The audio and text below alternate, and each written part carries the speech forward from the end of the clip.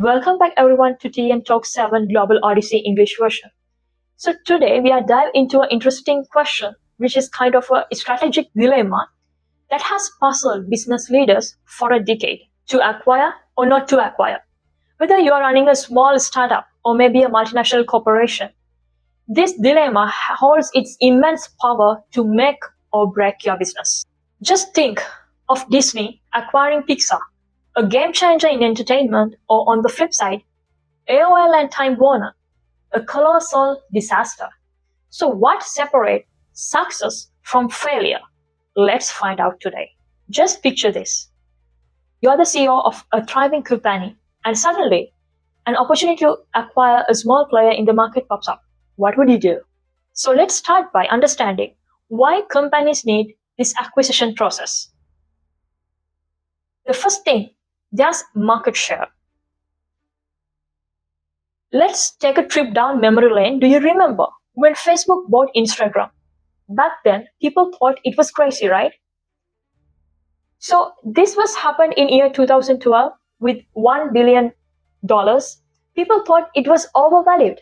But today, it's one of the FB's most valuable assets, giving them dominance in social media. The second thing, it's about the access to technology or maybe the talent.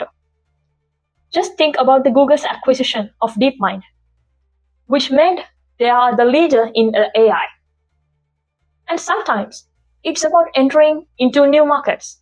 For example, Amazon's acquisition of Whole Foods was not just about groceries. It's about data, it's about consumer habits, and it expands into brick and mortar retail. Finally, there's synergy. When Disney bought 21st Century Fox, it was not just about movies. They combined their resources to create more value and think of the expansion of Marvel and Star Wars franchises. Actually, this is a perfect example of what I call a marriage made in heaven, Disney acquiring Marvel.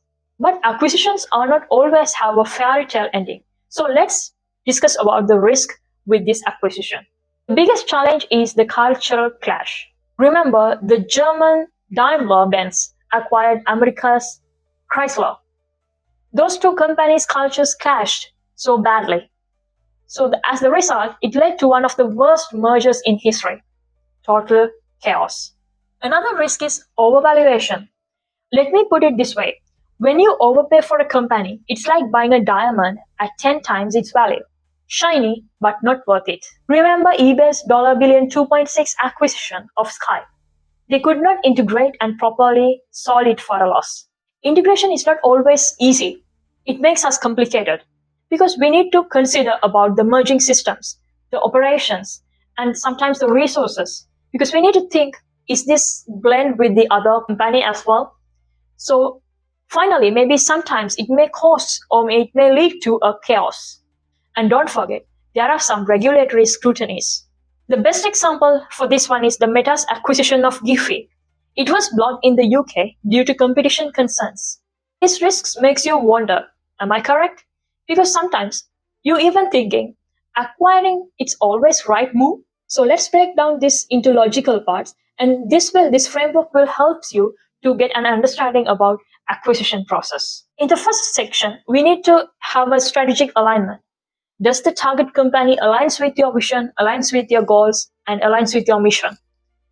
The second one is valuation and due diligence. Are you paying the right price at the right time? And the third one is cultural fitness. Will their team blend with yours?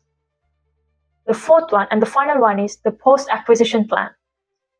Because you need to really think about the strategy and the integration about the two companies. Let's take an example about the Starbucks. What did they do? Instead of acquiring a struggling coffee chain, they chose to expand their own brand. Why? Because the numbers did not add up and the synergy was not there according to their research. So sometimes acquisitions are not the only option. So we have some alternatives to acquisitions. Because sometimes companies can also form partnerships to joint ventures. For example, here we can say that Apple, they partnered with Hermes to create premium Apple Watch bands instead of acquiring them. And we can go into a focus on internal innovation. Amazon built AWS from scratch rather than buying a cloud provider. And sometimes we can use licensing agreements. For example, Netflix, they licenses content without owning production studios. Sometimes these alternatives are less risky but more effective. So let's analyze some real world example which was success and which was failed during the history. For the successful acquisitions, we can say Disney acquiring Marvel. It revived the superhero genre and gave Disney a new audience. Next thing is about the Google acquiring Android. It transformed the mobile industry.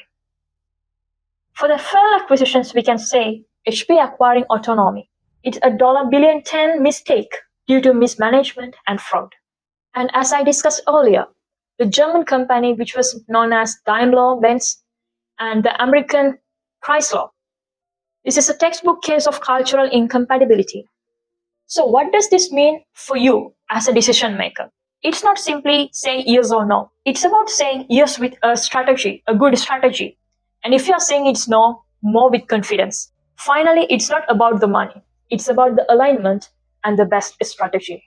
So from this episode, I personally believe this checklist would be really helpful for your future. So let's see what are them. First one, acquisition are not one size fits all. And align your strategy, align your culture, and align with your vision and the mission. Third one, conduct through diligence and always have a plan for post-acquisition integration. Because as we know, acquisition are high risk and at the same time, it's high rewarded. So we need to play our cards wisely. Let me end this episode with this thought today. Personally, I think acquisition process, it's like riding a roller coaster. It's thrilling, but it's only enjoyable if you are getting prepared with the twists and turns. So with this thought today, I would like to wrap up this episode. So now I would like to listen to your thoughts. So please comment below in the comment section. Maybe if you are experiencing or maybe if you heard about this kind of acquisition before, maybe sometimes it's success or maybe sometimes it's get worsened. So stay tuned for the next episode, which we're going to learn and discussing about more insightful and fascinating business strategies for future. See you soon.